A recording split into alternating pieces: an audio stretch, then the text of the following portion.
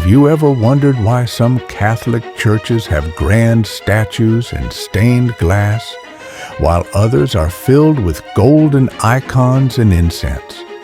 Or why some priests are celibate while others can marry?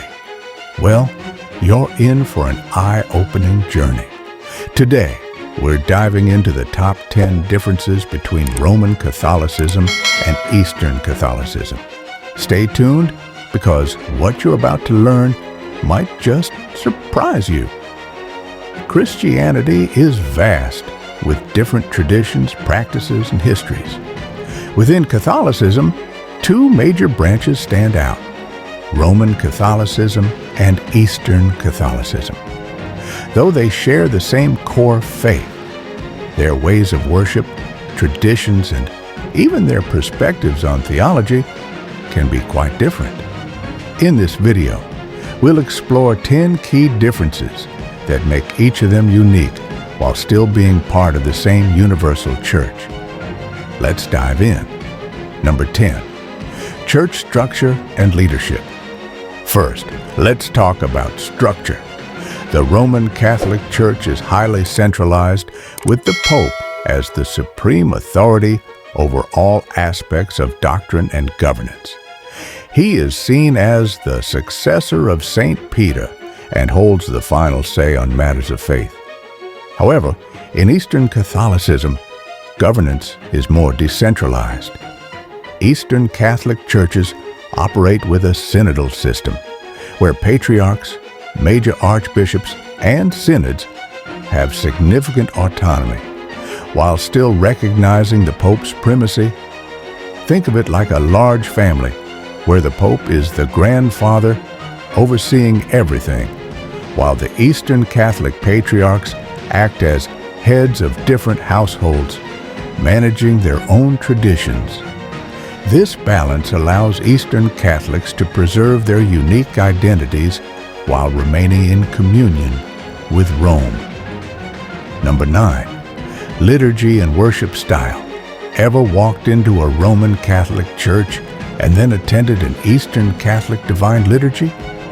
The experience is strikingly different.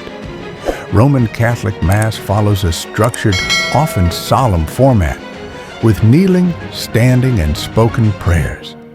In contrast, Eastern Catholic Divine Liturgies, especially those of the Byzantine Rite, are immersive experiences.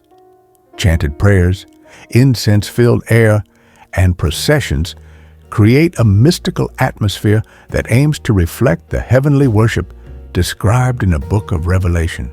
Every movement in prayer is deeply symbolic, with the belief that liturgy is not just a service, but a participation in divine reality.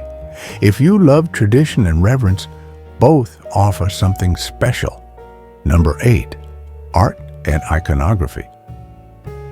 If you walk into a Roman Catholic church, you'll likely see statues, Renaissance-style paintings, and stained glass windows depicting biblical scenes.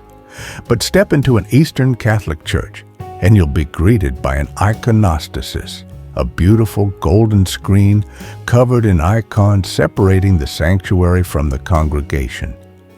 Icons aren't just decorations, they are considered windows into heaven. Eastern Catholics believe that these sacred images offer a spiritual connection to the divine. Unlike Western religious art, which aims for realism, Eastern icons follow strict guidelines, often featuring gold backgrounds, elongated figures, and deep, expressive eyes. These details are meant to symbolize spiritual transformation rather than physical appearance. Number 7, language and chant. Roman Catholicism has long used Latin in its prayers, especially in the traditional Tridentine Mass. While most modern Roman Catholic Masses are now held in local languages, the Latin influence remains strong. On the other hand, Eastern Catholic churches preserve ancient liturgical languages such as Greek, Church Slavonic, Arabic, and Syriac. Their chants are often deep and meditative, drawing listeners into a reflective state. If Roman Catholic chants are like structured hymns in a cathedral, Eastern Catholic chants are like a mystical echo from the depths of history. Number 6, the Eucharist, bread and wine. Differences. Did you know that even the type of bread used in the Eucharist differs between these traditions? Roman Catholics use unleavened bread, symbolizing the Passover meal Jesus shared at the Last Supper. Meanwhile, Eastern Catholics use leavened bread, representing the risen Christ. The way communion is received also differs. Roman Catholics typically receive the host on the tongue or hand, while Eastern Catholics receive the consecrated bread and wine together on a spoon. These small differences reflect the deep theological insights behind each tradition's understanding of the Eucharist. Number 5, clerical celibacy. Roman Catholic priests take a vow of celibacy, meaning they remain unmarried to dedicate themselves fully to the Church. However, in Eastern Catholicism, married men can be ordained as priests, though bishops must remain celibate. This practice mirrors Eastern Orthodoxy and stems from a different understanding of clerical life. Interestingly, if a married Eastern Catholic priest becomes a widower, he cannot remarry. Number 4, theology of original sin. In Roman Catholicism, original sin is often understood as inherited guilt, meaning all humans are born guilty due to Adam and Eve's sin. However, Eastern Catholics see original sin more as a spiritual illness that affects humanity but does not make individuals personally guilty. Imagine original sin as a hereditary disease rather than a legal crime. This distinction influences the understanding of grace, salvation, and even the role of Mary's Immaculate Conception. Number 3, fasting and feasts. Eastern Catholics observe a stricter fasting tradition than Roman Catholics.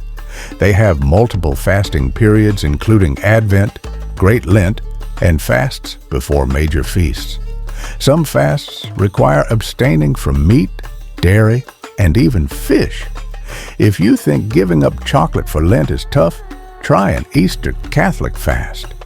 Number 2, sign of the cross.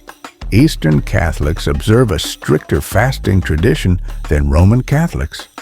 They have multiple fasting periods including Advent, Great Lent, and fasts before major feasts. Some fasts require abstaining from meat, dairy, and even fish. If you think giving up chocolate for Lent is tough, try an Eastern Catholic fast. Number 1, unity in diversity. Despite these differences, both Roman and Eastern Catholics are united in faith, sacraments, and recognition of the Pope. Their unique traditions only enrich Catholicism, making it a truly global and historical faith.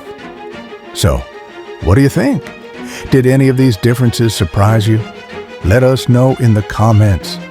And if you enjoyed this deep dive, don't forget to like, subscribe, and share.